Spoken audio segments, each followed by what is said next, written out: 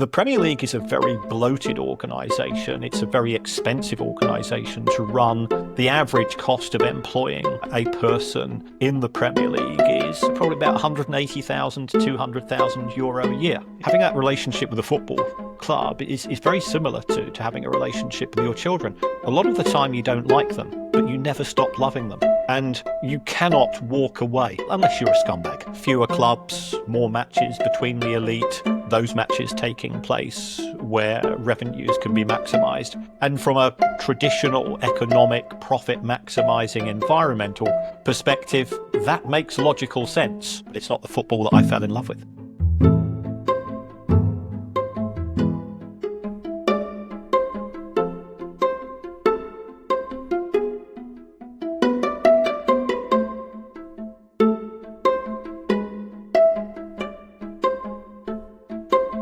Welcome to the Football Economy, the podcast that takes you behind the scenes of football's financial world. If you're passionate about the economics power in the beautiful game, hit subscribe and share this with anyone curious about how football really works. I'm Ibrahim, your host today. Today's episode is a special one. I'm joined by Professor Kieran Maguire, a chartered accountant, award-winning lecturer, and one of the top voices in football finance. You might know him from his book, The Price of Football, which I personally read, which breaks down the numbers behind your favorite clubs, or his very popular podcast of the same name. Kieran's also a passionate Brighton fan, so he doesn't just study football, he actually lives it. In our very first episode, we explored geopolitical currents shaping sport with Professor Simon Chadwick. Today, we're diving into the financial machinery that keeps the game running with one of the best in the business. Welcome, Kieran. Thank you very much, Ibrahim, and thank you for the kind words. I hope I live up to the billing. You're welcome. So, Kieran, let's start with the evolving financial landscape. So in your book, The Price of Football, you break down how clubs have become global businesses. What are the three biggest financial forces, say state ownership, TV deals, or private equity shaping global strategies in 2025? And which one worries you the most about when it comes to the future of the game? I think the one that worries me the most is private equity, because as what you might refer to as a legacy fan, as somebody that still believes in the romance of football, the joy that it can bring to people. Private equity is not interested in football. Private equity is interested in maximising the returns for its investors. And that's absolutely right and proper. I've no issue with that whatsoever. In order to achieve the objectives of investors, we move away from football being a romantic escapism piece of theatre into part of the broader entertainment industry. There are very successful entities operating within the entertainment industry. Equally, there are many unsuccessful ones. And in other parts of entertainment, we see the closure of clubs, venues, and so on. Football has a part of the identity of an individual town or city. It's part of the history, the heritage and the culture that helps people to identify themselves with, often the place where they grew up. Lifelong friendships are formed. And private equity sees that as an unnecessary, quaint, outdated form of relationship between club and fan. In an ideal world, it would like to streamline football, fewer clubs, more matches between the elite, those matches taking place where revenues can be maximised. And from a traditional economic profit maximising environmental perspective, that makes logical sense. But it's not the football that I fell in love with. Yeah, this is fair. I mean, we've seen that evolution take place very rapidly over the last few years. But shifting from, in terms of the UEFA's shift from financial fair play to financial sustainability regulations, which came after cases like Leicester's PSR loophole win, what were FFP's biggest flaws in controlling club spending? And then the new club ratio rules really level the playing field. So do you think the game is essentially being gamed by the elites in that sense? Well, under the new rules that UEFA have introduced, and for people not familiar with them, effectively what it does is identifies the main revenue sources for a football club, which ticket sales, broadcasting and commercial revenues. Adds to that the best figure over the course of the last 3 years from player sale transactions, because they are volatile and uncertain in nature. And that gives us a top line figure. And then you can spend no more than 70% of that on player wages, amortization, which is effectively how we deal with transfers, and agents' fees and impairments. So if you are entering that environment and you have a financial advantage of, let's say, 200 million euros, 70% of 200 million euros gives you a 140 million euro advantage over those clubs who perhaps want to challenge the established elite, but they cannot do so because they are limited by these squad cost rules. Comparing that to the previous iteration of financial fair play, which was on a break-even basis, simply encourage clubs to become creative in the ways that they set out to circumvent the rules, and that has led to some very high-profile legal claims, some of which have been successful for the club, some of which has been successful for the authorities. But it has been a major distraction. Football finance should not be a subject which has millions and millions of Google hits. I shouldn't have a Wikipedia page. Yeah, that's wrong. I'm a teacher. And I genuinely feel a sense of discomfort with the rules because as somebody that knows a little bit about finance, for me, every time a new set of rules comes out, it's just like doing Wordle. It's a puzzle. And it's a puzzle which I'm going to try to get around. And if I can do that just as a teacher, then there are many more learned minds than mine who can put their thought patterns together to come up with alternatives for clubs. I think there's a separate issue in terms of if you are going to have rules, how are those rules going to be enforced? And the initial observations in terms of what we've seen in the case of FC Barcelona is that if you have a very significant overspend in terms of your squad cost, you get a very, very small financial penalty. So there's no deterrent in the way the rules are being drafted. And if there's no deterrent, then clubs, especially with owners for whom the financial element of being an owner is far less important than the emotional investment or the soft power element, they are simply going to see the potential fines as a cost of doing business. Yeah, I think we've seen that with Man City and potentially PSG. So yeah, it is a growing problem, and it's almost as if we are basically watching a game of the elites, basically, in an entrenched interest. But in your book, you also did mention about financial rules often protecting the Premier League's big six, as we call it, probably potentially a big eights, going forward. So if you're designing a new system to give smaller clubs like potentially Brighton a fairer shot, what sort of like rule or mechanism would you introduce in terms of potentially salary caps or revenue sharing? And how would you convince skeptics that it's workable? Well, first of all, I think we need to have a debate, and that could be a very uncomfortable debate, as to what do we consider to be fair. Look, I'm an old man. I can remember clubs in English football, such as Derby County and Nottingham Forest, winning the equivalent of the Premier League, Blackburn Rovers, Leeds United. And the chances of that happening again are zero, or very, very close to zero. And that takes away some of the ambition, I think, from clubs. If the world of football concludes that we want to have greater competitive balance, then it's something which has to be addressed on a European or a global basis, because there are issues in English football, but there's also issues in German football, where we have Bayern Munich winning the Bundesliga 90% of the time. As far as Spanish football is concerned, you've got 2.5 clubs who can potentially win it at the start of each season. In French football, it's how many points are going to, by how many points are PSG going to win the league this season? So unless there is a set of rules introduced which introduces a greater form of competitive balance within the Premier League, but also has to be addressed on a European basis, because it's not fair on the likes of Manchester United and Liverpool and Chelsea and Arsenal, all of these clubs that have built up global fan bases, to not be competitive with Real Madrid and Barcelona and Juventus, because these are the clubs that they see as rivals. Then I think a set of rules is impossible.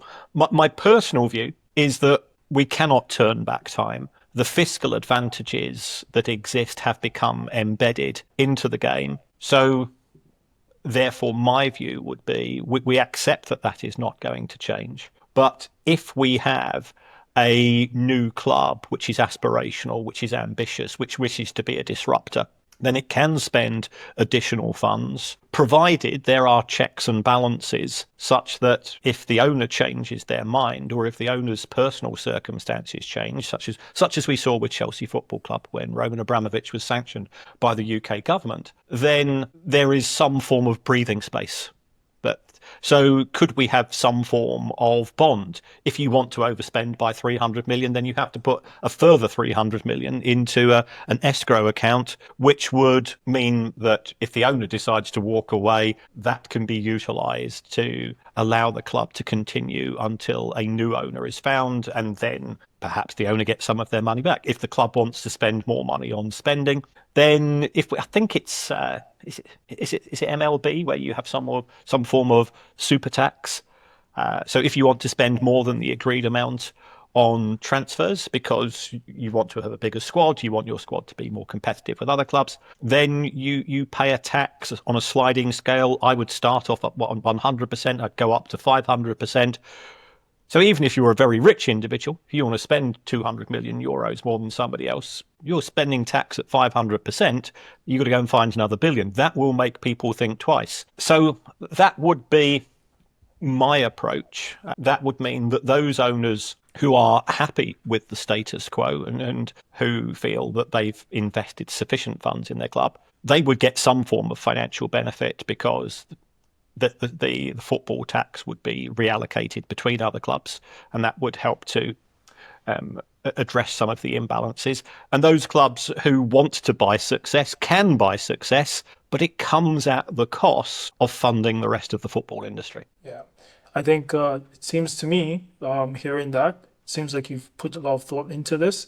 And it does sound that clubs would have to obviously have owners who not just pass the owner's test, but obviously pass their own test in terms of being able to be financially capable of meeting up with the potential regulations that you've just put up as suggestions. So that's an interesting take. Thank you for that.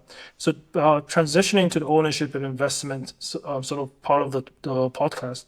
So we know the City Football Group has a stake in Girona. I hope I've not butchered that, but I don't speak Spanish.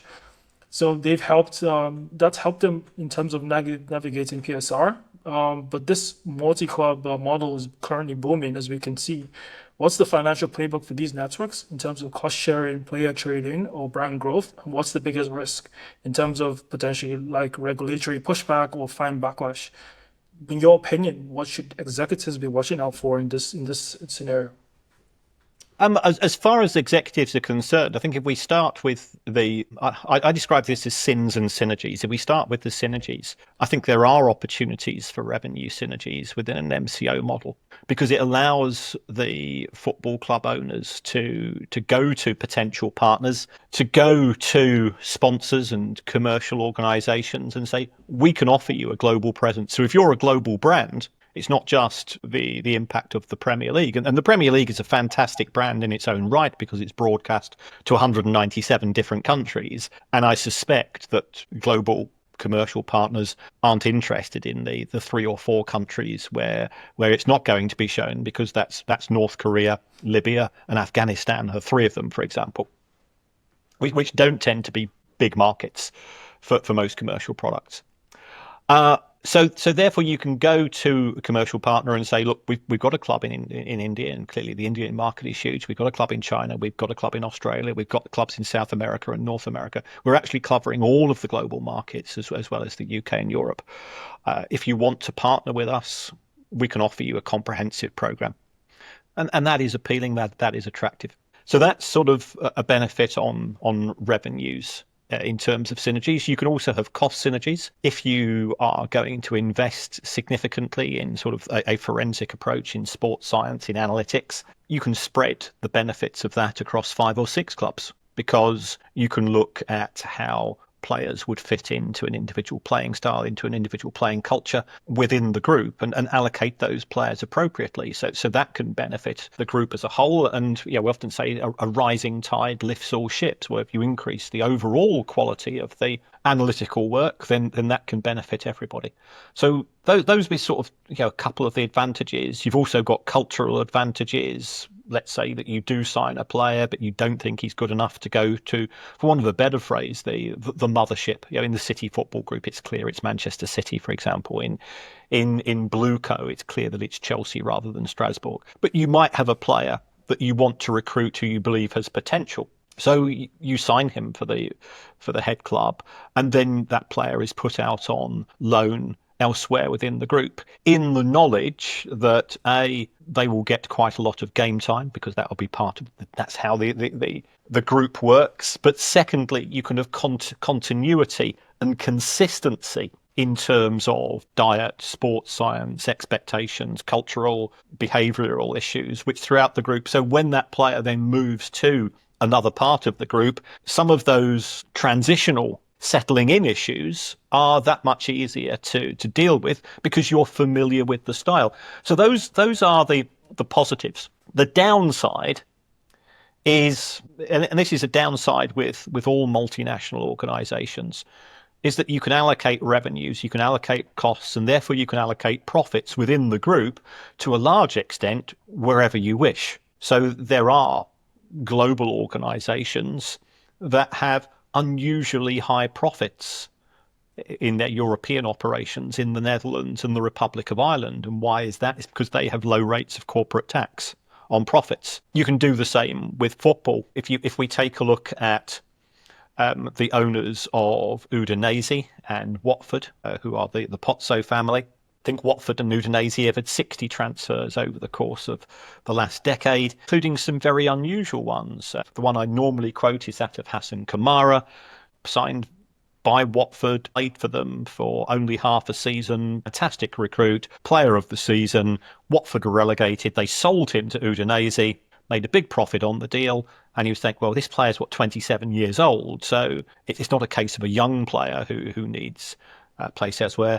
He's somebody that clearly is first team ready. The first thing that Udinese do is that after Watford had booked a huge profit on the deal, is that they loaned him back to Watford for a year, and it just it stinks. It fails the smell test, as we often say here. But allowed within the rules of English football, although it has to be said that UEFA appear to have a far better and a far more comprehensive set of rules when it comes to the manipulation of profit. If we take a look at what's happened with Chelsea, not only that they own Strasbourg, but they also, of course, own Chelsea women's team. By selling Chelsea women's team to another part of the group, that allowed Chelsea men's team to book a 240 million euro profit on the deal, which meant that Chelsea fell within the acceptable rules or the acceptable limits of English PSR rules. So these are, for me, the downsides. And it's not for me to say we should therefore get rid of MCOs. I think that's too late anyway. If you take a look at the most recent UEFA football landscape report, it said there's 360 clubs around the world in MCOs. So it's too late now to try to turn back time. Yeah, this is a fair point.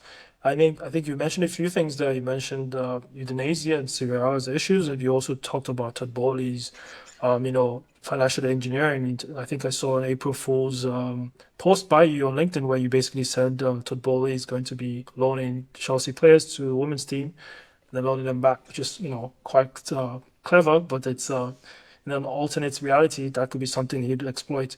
So moving into sort of like in a way, speaking about Serie A, I do know that Oaktree Capital took over ownership of Inter Milan, and there's like basically like an avalanche of American owners in Serie A, probably 9 at this point, which is concerning. What's your take in terms of the sort of like the invasion of American capitalists and capital into the football industry? Do you think this is potentially also a cause for wage spiral? If I answer that second question first, I don't anticipate a significant increase in employment costs as a result of US investors coming into football. And the reason for that is that they tend to be more profit focused than many other owners. In terms of the broader consequences and what are the drivers of that investment, Italian football clubs are cheap. You can buy one for a couple of €100 million. Even an expensive one, you'll probably get less than €1 billion.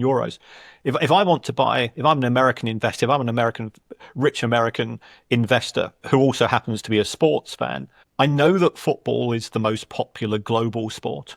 And therefore, Premier League, Bundesliga, Serie A, La Liga, and so on are very attractive. Admittedly, Bundesliga is out of bounds due to the 50+1 rule. I know that I can get global attention as a result of that investment, and I can do that at a fraction of the price it would cost me to buy a US franchise. If I look at some of the deals that we've seen go through recently in the United States, you're probably looking at figures in the region of $5 to $8 billion to buy a franchise. And that is it's a profitable organization, but it doesn't have the global reach the football does. So you can buy cheap. There's an awful lot of excess cash floating around as far as the hyper wealthy class are concerned. The United States economy over the course of the last decade, and if we set aside what's happened in the last couple of months, has been fantastically successful, far more successful than Eurozone, far more successful than the UK, far more successful than many of the Asian markets as well. So therefore, American investors have excess cash. What are they going to do with it? You can only spend so much. You can only have so many apartments, so many cars, so many swimming pools. And you get bored of those quite quickly. Owning a football club is adrenaline. It's jeopardy. It's uncertain. It's very exciting. If you take a look at the ratings that the broadcast entities generate, the number of times that sports events are in the top 100 listed live broadcast, because we live in a streaming environment, is very, very significant there. So American investors are attracted to Europe because it's cheap, because it gets you access into a global environment, because they've got nothing better to do with their money, but also the content that they have consumed, and I talk here about content rather than football, the content that they have been consuming. And I was on a conference call with some American investors in the last couple of weeks. They all wanted to talk about Sunderland Till I Die and Welcome to Wrexham. And these programs are fantastic, where the football is of secondary interest. They are good programs because they're well edited, well produced. They have characters involved in them, personalities who are involved in them, who appear to be authentic and genuine. And in a world in which there's so much fake behavior, that's really good in terms of getting repeat viewings. And they believe that these programs, coupled with Ted Lasso, and for me, Ted Lasso was very good first series, quite good second series, and just doing it for a paycheck for the third series. But American viewers think it's genuine, and they're attracted to that romanticism. And if I was a billionaire, I would be attracted into buying a football club, either on the continent of Europe or in English football and Scottish football as well, which also has seen a significant number of investors. I'm not as worried as many commentators. The idea that American investors will act with a hive mind in terms of potentially changing the constitution and the rules of the Premier League to abolish relegation and so on. I think there are too many checks and balances, and also they will have seen, given the proposals for Super League, that football fans, and I appreciate it was probably most severe in England, but I was certainly aware that German football fans tend to be very well mobilised when it comes to standing up for what they consider to be the important issues in terms of the protection of the game. I think the investors will have seen that fight and have thought, I don't want to repeat of that. Yeah. This is true. A few things you mentioned that resonate with me. I mean, the first thing is the content, sort of like consumption in the US is very different to Europe, where in the US, especially with any sort of format or industry, it's more focused on entertainment first, as opposed to the value of the content. And then when it comes to the sort of like ethos of private equity, it's more driven by, making sure that we can have like very stringent cost, sort of like cost modeling, and making sure that you're able to extract as much value as possible, but also looking for undervalued assets, and which is probably what they see in the European football teams, as you said, is cheaper than what you have in other sports in the US. But also sort of like going towards the price of football again. You warn that clubs like Chelsea are often overvalued. What red flags should sort of investors look for in club accounts, say debt levels or revenue streams, before paying a premium, which would potentially be like a goodwill? And what does football keep pulling in terms of capital despite the risks? I think that's an absolutely brilliant question. Trying to justify the prices paid for football clubs is very difficult if you use any traditional DCF transaction comps modeling approach. It is a trophy asset environment, and therefore you have to revamp the calculations. Many clubs are operating on a negative DCF environment. If you take a look at Chelsea, they were acquired by Roman Abramovich for approximately $200 million in 2003. They lost over $1 million a week for 19 years, and it was sold for $3 billion.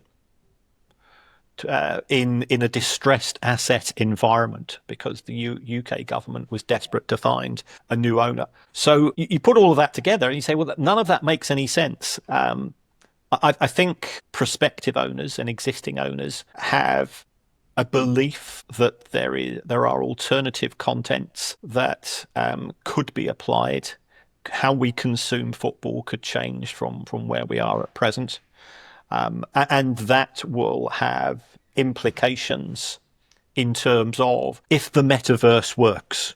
So they're doing an awful lot of gambling on AI, on AR, VR, and so on. If this works, if I'm now going to be in a position where I'm a Chelsea fan in New Jersey and I've got another friend of mine who's another Chelsea fan in Chicago and another one in Nairobi and another one in Tokyo, if I can be wearing a headset and we're all sitting together in 4 seats and we can turn to each other and have a conversation and we can be talking about the match, and when the goals are scored, we can cheer in unison.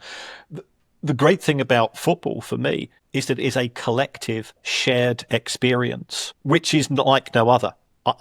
There is nothing else in my life which makes me hug strangers apart from seeing my football team score a goal.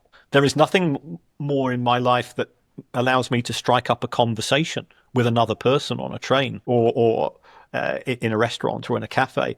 But if I see them wearing a football shirt, I say, how did you get on at the weekend? And you've got that. So football does have that unique relationship, but it is restricted by the size of stadiums. And if you cannot get Manchester United claims to have 1 billion followers around the world. Well, you can't get 1 billion people into Old Trafford, but you potentially can get Old Trafford or the equivalent of Old Trafford via the metaverse into the headsets, as well as the physical experience of hundreds and hundreds of thousands of fans who are willing to pay for that privilege. And then when you start to calculate the numbers, when you crunch your way through, those negative cash flows that are currently in my model from a DCF perspective turn into very positive ones. And when you discount those back, it can then justify the prices being paid by owners. Yeah.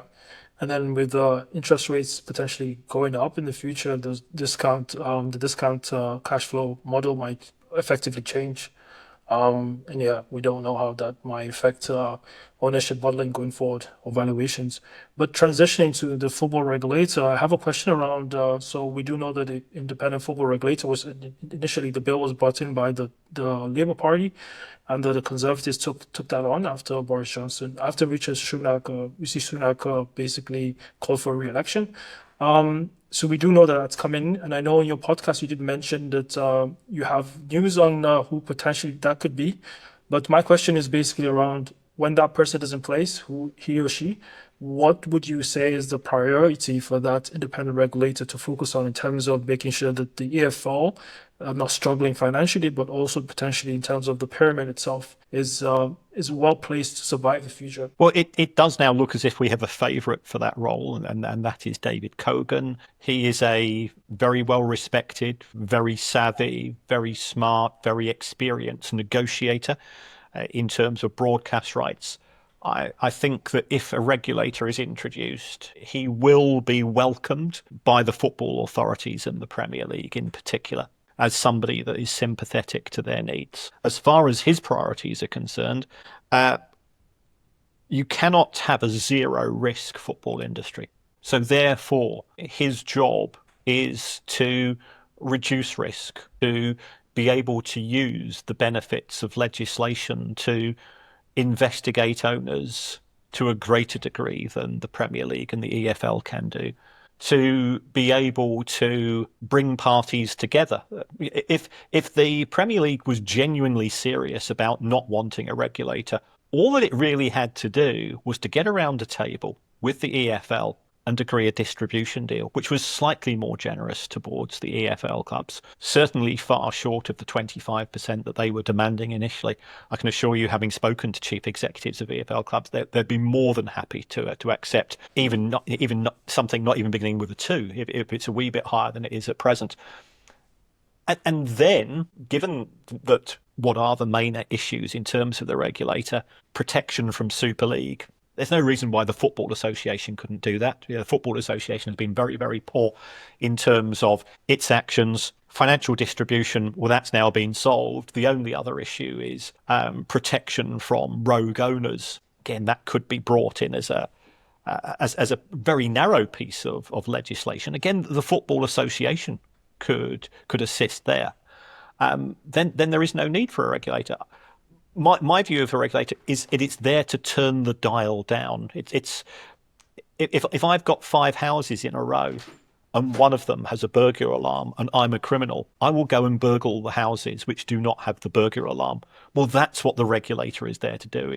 If I'm a desperate burglar, I'd burgle all 5. But if I'm making a value decision, I will go for the one which offers the least resistance. So I think that's where the regulator can help. And also the regulator can help the Premier League itself.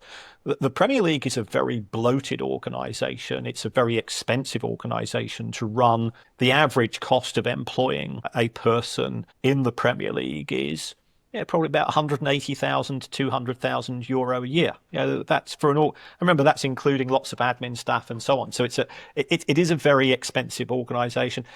If the regulator can take away or can provide assistance in terms of the stress testing of new rules, if it can use the skills that it has from having people experienced in being in other regulatory environments, it could actually cut the costs of running the Premier League itself. And overall, there could be a net benefit. So you mentioned or you hinted on the fact that the Premier League and the EFL have been at odds in terms of financial redistribution. With the talks stalling in terms of replacing parachute payments, I do know that in The Price of Football, the book itself, you highlight wealth inequalities across the pyramid, and specifically around the standoff. What's driving the standoff, and can a deal balance the Premier League's global ambitions, especially with private equity going into the Premier League, and at the same time balance the need for the EFL to survive going forward? Yes, I mean, the EFL is a fantastic organisation. And anybody that watches football, remember the EFL Championship, I think it is the 5th most popular division in European football. So that is an incredible achievement. It's a fantastic product, and it has been successful since the inception of the Premier League in 1992-93. Revenues within the Championship have increased by 1,100% during a period of time in which consumer prices have only increased by around about 120. The trouble that it has is that during that same period of time, the Premier League has increased its revenues by almost 3,000%. So the EFL is going fast, but the Premier League is going much faster. And that has created this huge imbalance in which you can generate 12 times as much revenue from the TV deal, even if you're the worst performing team in the Premier League, compared to the best performing team in the EFL Championship, excluding the issue of parachute payments. Parachute payments were created to achieve an objective, and that objective was to allow clubs who have just been relegated to the Premier League to acclimatise themselves to life in the Championship. If you have no parachute payments, then even if you just want to incur modest losses, you probably need to have relegation clauses of 70, 80%. And you're not going to be able to attract talent if you're offering those deals. So therefore, you're effectively guaranteeing those clubs that cannot afford those types of contracts to be relegated, which is not good for football as a whole. So it's a very messy situation. I think it's a warning. The Premier League was set up as a breakaway product, just as the European Super League is concerned. And if we had a European Super League, again, we would be left with an elite and a non-elite, and the gaps between them would simply grow and grow, because the global audience wants to see Real Madrid and Liverpool and Bayern Munich and PSG and Juventus and Manchester United and so on. And they're not interested in Burnley, Brighton, Bournemouth, Crystal Palace and so on. Yeah, but I mean, just to sort of like take apart that statement you just made. What would you say in terms of like in every industry you face in life, in every any sort of like scenario in life you have where there are always going to be big players who dominate an industry. That's sort of like a fact of human nature and worldly life on Earth. What then is the sort of like mitigation towards that if that's our reality? Do we just try to keep on trying to find ways to control the gap between the haves and have-nots, or is it just going to be a way of either trying to mitigate the potential for it to get even more exploited? Well, if I'm Apple, I want to be as good as I can and in order to get as much market share from Samsung as possible. I want to put Samsung out of business. That's how capitalist industry works. If I'm Liverpool, if I'm Real Madrid and I put loads of other clubs out of business, I've got nobody to play against. So you need competition. And I think that's what sets football apart from other industries. And if you don't have competition, if you just have these clubs winning trophies year in, year out, you end up with a situation similar to that of what we see in Scottish football, where the value of the TV rights, it's not zero, but it's not far away from zero, because you know the outcome. Why do we watch football?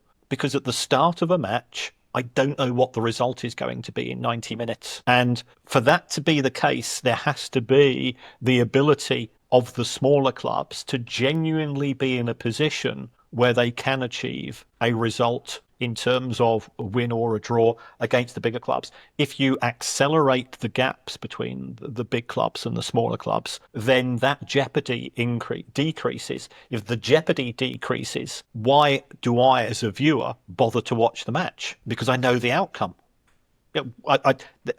There's films I won't go to see because I know exactly what's going to happen. Sport is different because it is live, it is unpredictable. You take away the unpredictability from sport and there's no point in watching it. Yeah, this is a good point. I sense the passion there, and I really agree with you. I mean, we can look at Aston Villa taking on PSG. That was an amazing spectacle.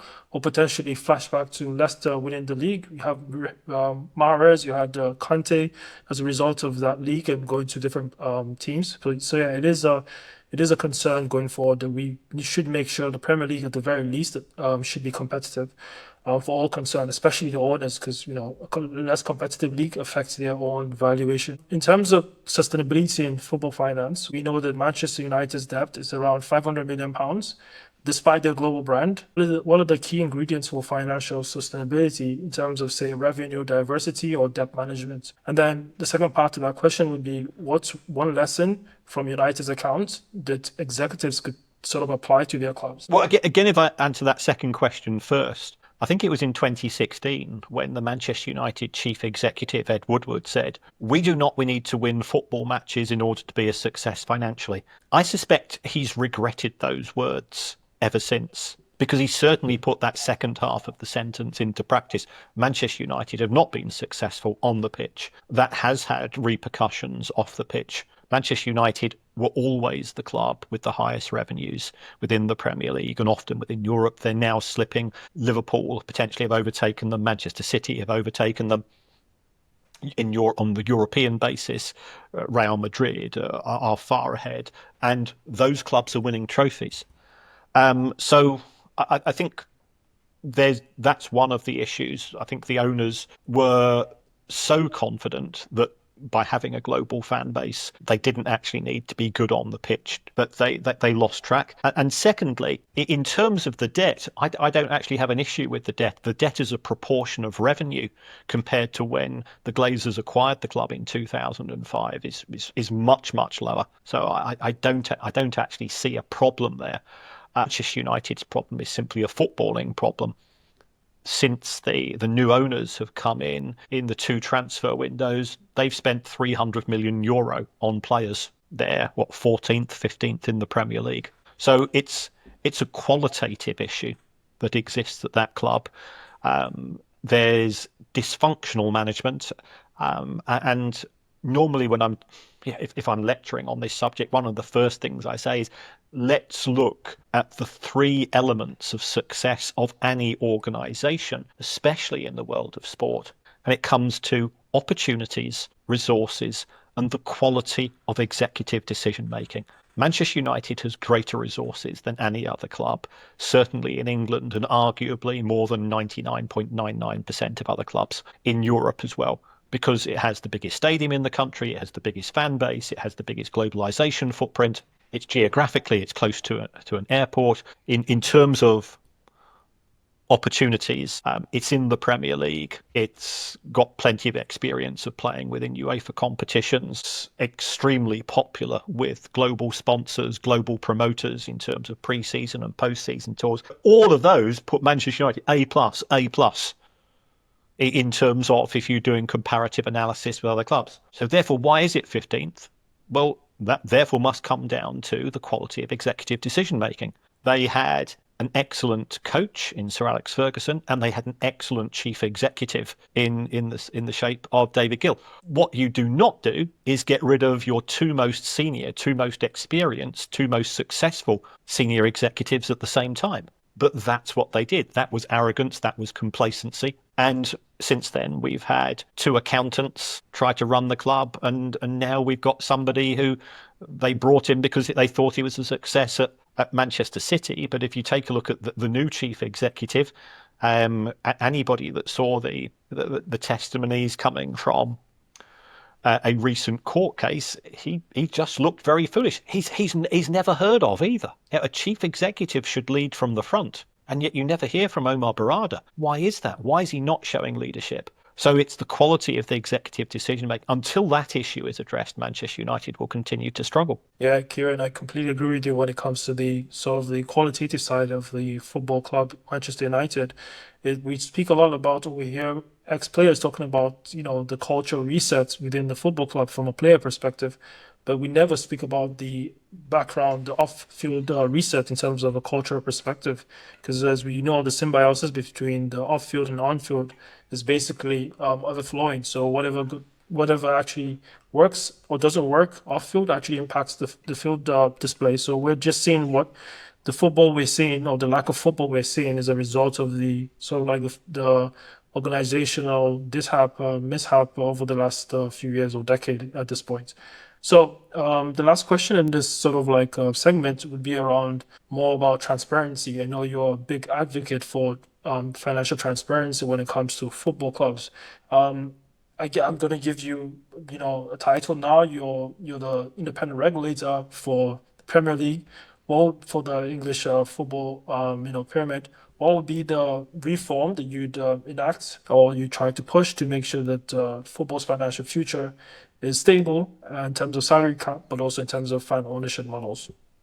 I think in terms of ownership models, I don't think we can change that radically because people have invested hundreds of millions, if not billions, of euros, dollars, sterling, whatever currency you want to use into the existing framework. As far as greater transparency is concerned, football fans invest every year in their football club. We've just been through. Yeah, we're now recording this in late April.